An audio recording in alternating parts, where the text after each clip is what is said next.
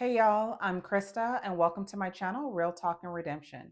So, some seasons in your marriage can feel so heavy that you don't even have the energy to pray anymore. You're not sure if you want to pray, and you may be even at that point where you feel like, will prayer even do anything, anymore?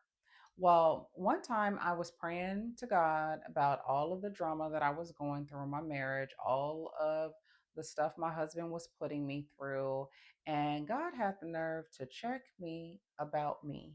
And I was like, I'm not the issue here. We is talking about him. So why are you talking to me about me? In one of my other videos, I had mentioned how my marriage was hit really, really hard when my brother in law was killed. And what happened was Wes had basically checked out, not just on me, but on himself, on everyone. And he had shut down and he was angry with the world and he was very angry with God. And everything that had made us us had just basically disappeared. So I was in this place where I was grieving the loss of my brother-in-law and I was grieving the loss of my marriage. I was hurting, and my hurt showed up as bitterness and anger. So in essence, I had started to try to punish him, and it was like punishing him through my words, my silence, my attitude, and everything in between. You name it, I can think about it. I was attempting it as everything that I could find that was within my control. And it got to the point where I was spiraling. And pretty much every night I was crying. I was feeling abandoned in my own marriage. And oftentimes I was feeling like I was the only one that was fighting for us. And I had got to the point where I was completely exhausted. I'm tired of being the only one fighting for a marriage that I didn't mess up in the first place. So this one particular night, I was in the shower crying again, which was a common thing for me because the shower seemed to be my safe space. It's usually, the kids would be asleep, the house would be quiet. Majority of the time, Wes would be gone. And that was the only place and the time that I didn't have to like pretend that I was fine and that I was doing okay. Anyway, so I'm in the shower and I am talking to God and I'm talking to him like this, like, I am so tired of this. This shouldn't be us. We were in such a good place and then this happened. Something has to change. Like, something has to change. I don't deserve any of this, God. I don't deserve this. Mm. So, right in the middle of my rant, God stops me and says, I didn't deserve to be crucified on the cross either.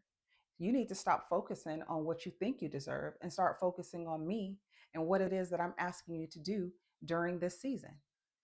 Er? Sir, what did you just say? Who, who is he talking to? Because I'm like, I know he ain't talking to me. God, there is no way God is talking to me like that. Like, Lord, is you even allowed to talk to me like that? Because I don't know if that's in the Bible. I don't think you're supposed to talk to me like that. This is literally the dialogue that is going on in the shower. I mean, it's crazy. So, needless to say, if you haven't figured it out, I did not like that answer. I did not like him talking to me, not even for a little bit.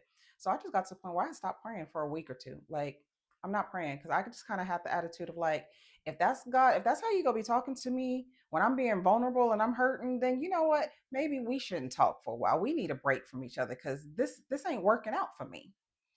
And even though I had stopped praying for a little while, God never stopped communicating with me. He continued to keep pulling at me and just just nudging me. The truth of the matter is, I was offended by what he said, like straight up offended. The truth is, God didn't offend me. I was offended by the truth. Why I was offended by the truth, I'm not really sure. I know I shouldn't have been, but I was. And that was the revelation as well, that I needed to shift some of the things in my life, and mainly my prayer life, my prayer journey. So I started shifting how I prayed to from my blaming, ranting, angry prayers to some more honest, true, honest vulnerability type of prayers. And, God started working on me first, long before he started fixing anything in my situation. I didn't like that process and I didn't like the way that he chose to go about it, but I ultimately learned that that was the best way. I mean, it's God and all, but, I have my own way that I be wanting to do things. When my marriage was heavy, I had to shift into those simple, honest prayers that I was just mentioning. And I'll give you an example of what that looked like. It would be something along the lines of, God, show me what to do and how to do it. Help me not make things worse. Give me wisdom over emotion. Like, help me see West through your eyes and not through my pain. And give me the strength to be soft when I really want to shut down. Because a lot of times everything that I was doing and saying and operating out was how I was feeling. And I was feeling hurt and I was feeling abandoned and I was feeling lost. And then when you're in those hard, desperate places, you don't always make the best choices and things that and how you walk. You may think you walk in one way, but you're showing up differently and not really honoring the God in you. And that was the place that I was in. And I didn't want to stay in that place. I really wanted to be the best version of myself because if I become the best version of myself, I show up well for my family, my children, my husband. Even though I was mad at him and everything else, I still wanted to always show up and be the best version of myself. And a lot of times you can do that. So, this is the things that you can do and a way to get through those hard times when praying feels very, very hard. So I don't know what your particular marriage looks like right now, but I do know that God will meet you in those hard places.